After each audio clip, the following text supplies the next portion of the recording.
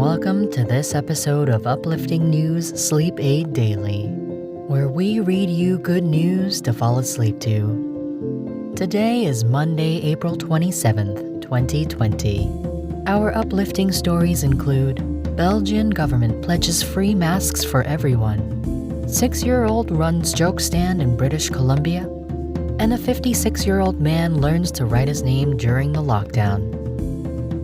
Now, breathe in. Breathe out. And relax as we dive into these stories.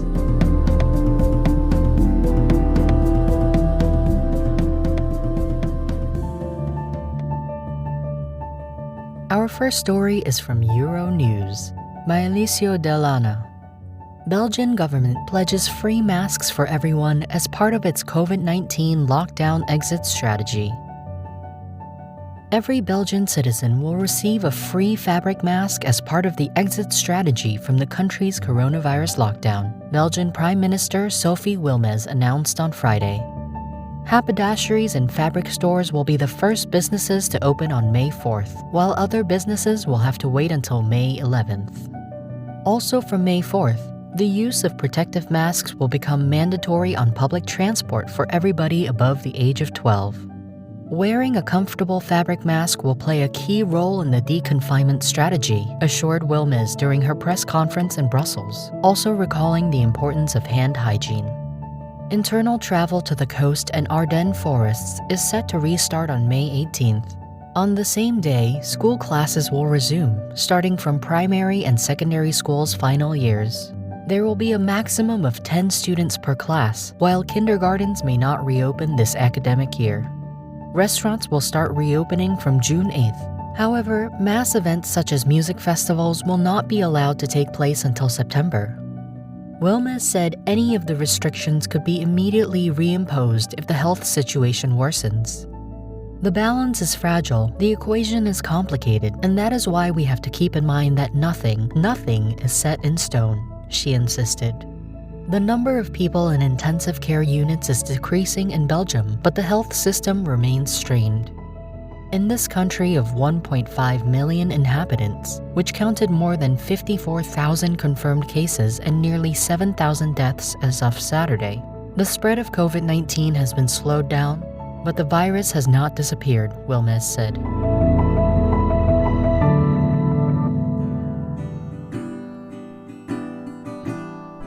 Our next article is from CBC by Alex Migdal, read by special guest Amy Hutchins. 6-year-old runs joke stand in Saanich, British Columbia to make people smile during COVID-19.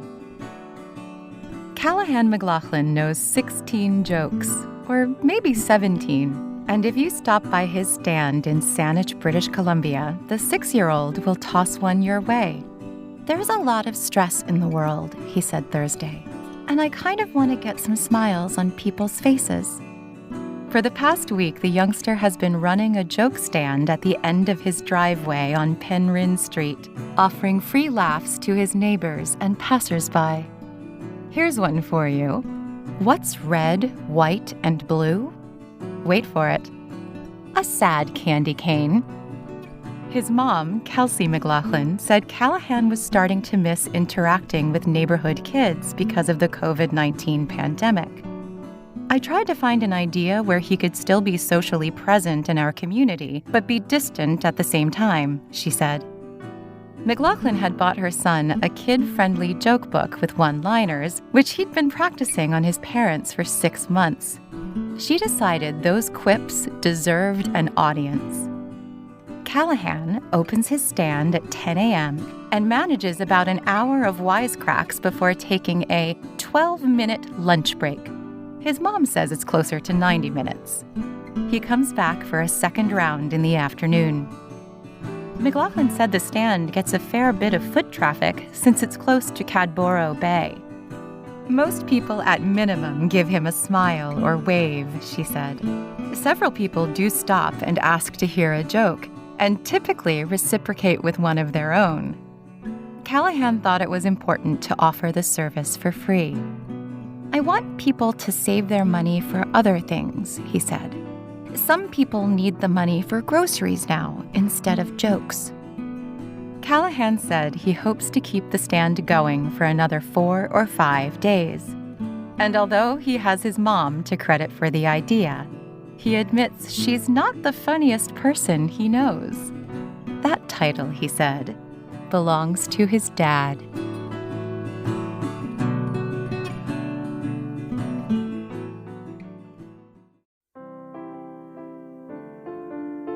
This podcast is hosted on Anchor.fm. If you haven't heard about Anchor, it's the easiest way to make a podcast. It's free, there's creation tools to allow you to record and edit your podcast right from your phone or computer. Anchor will distribute the podcast for you so it can be heard on Spotify, Apple Podcast, and many more. It's everything you need to make a podcast in one place. Download the free Anchor app or go to Anchor.fm to get started.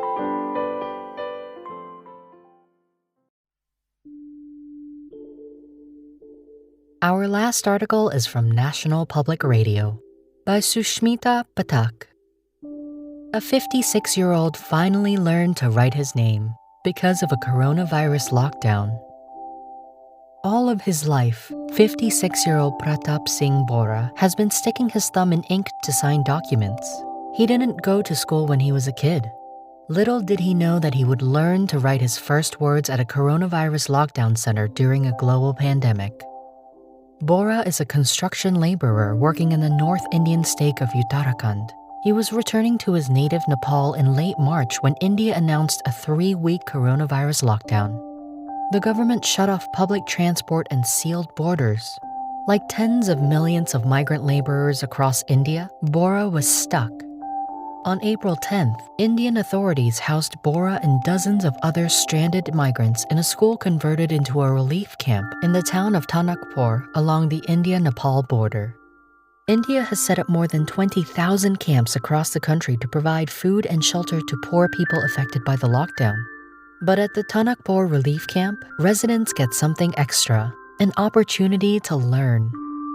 It's one of the 10 centers in Uttarakhand's Champawat district where authorities are running literacy programs for illiterate migrant workers. About 200 inhabitants are learning to read and write for the first time, says Ramesh Chandra Purohit, Chief Education Officer for Champawat district. We wanted the laborers to get something out of the lockdown and not just kill time, says Purohit.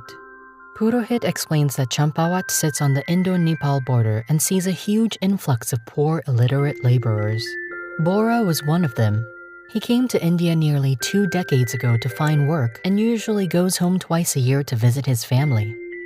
When the relief camp organizers first tried to get him enrolled in the literacy program a few weeks ago, Bora was hesitant. He was embarrassed that he was the oldest of all the students in the class, says municipal official Prima Thakur, who teaches the laborers. Most of the students are in their 30s, says Thakur. He used to say, "What am I going to do learning to read and write at this age?" But Thakur and her colleagues motivated him. They brought notebooks and pencils for their students. And after just 2 days of classes, Bora was able to write his name in Hindi, Thakur says. In fact, he learned faster than many of his younger classmates, including his 30-year-old son. It felt really nice when I wrote my name, Bora says. When I was a kid, we used to live in a hilly area and there was no school nearby. Bora says his family was also too poor to send him to school. We feel like we're kids again when our class begins and the teacher comes, says 26-year-old Navidad, who's also staying at the Tanakpur facility. We feel like we're in school. Navidad, who goes by one name, learned to read and write when he was a kid, but dropped out in middle school. Now, he's helping his lockdown classmates with their homework. The teachers tell others to come to me if they have any doubts after class, Navidad says.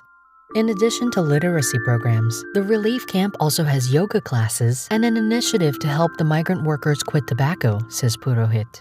The camp organizers screen movies and encourage those who are literate to read magazines and newspapers that they provide. In the evenings, they play a popular Indian singing game called Antakshari, in which participants have to sing a song that starts with the syllable their competitor's song ended with. That's different from how laborers stranded in some other parts of the country are coping with the lockdown. In India's financial capital, Mumbai, hundreds of migrant workers defied curfew earlier this month and thronged a railway station. They were demanding that the government allow them to go back to their villages. In the end, police used batons to disperse the crowd. Purohit says entertainment activities conducted in their relief camps help avoid a similar situation by keeping the workers engaged. Utilizing the lockdown time to teach migrant laborers how to read and write is a great idea, says Vachaspati Shukla, assistant professor at the Sardar Patel Institute of Economic and Social Research in Gujarat, India. If possible, it must be implemented wherever migrant laborers are staying in camps, Shukla told NPR in an email. Shukla also says laborers mostly come from states that have very low adult literacy rates. India has more than 1/3 of the world's illiterate adults. Literacy programs for adults in temporary settings like relief camps are not new. Refugee camps have had similar programs for years. But conducting reading and writing classes in facilities for people stranded due to the coronavirus is a novel idea. Such shelters in many parts of India lack basic sanitation, let alone learning opportunities for their inhabitants.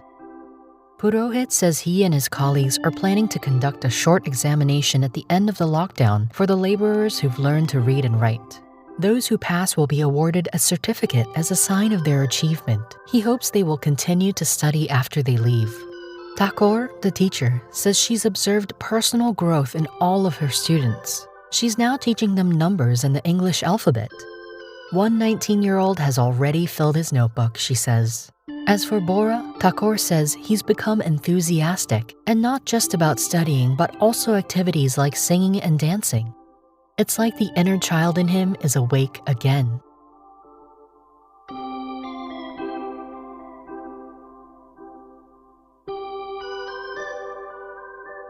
That's it for tonight. Thank you for joining us at Uplifting News Sleep Aid Daily. Visit UNSAD Podcast for more information and links. That's UNSADpodcast.com. Stay safe and stay inside.